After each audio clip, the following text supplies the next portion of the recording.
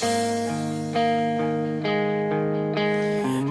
ka na naman, kumakatok sa aking pintuan, muling naghahanap ng makakausap.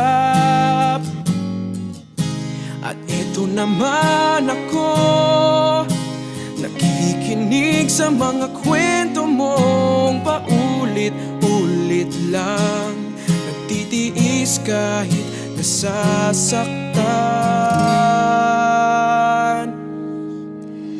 Ewan ko bakit ba hindi ka pa nadadala, hindi ba't kailan lang nang ika'y iwanan niya.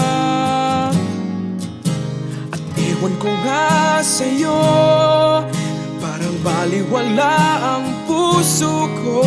Anong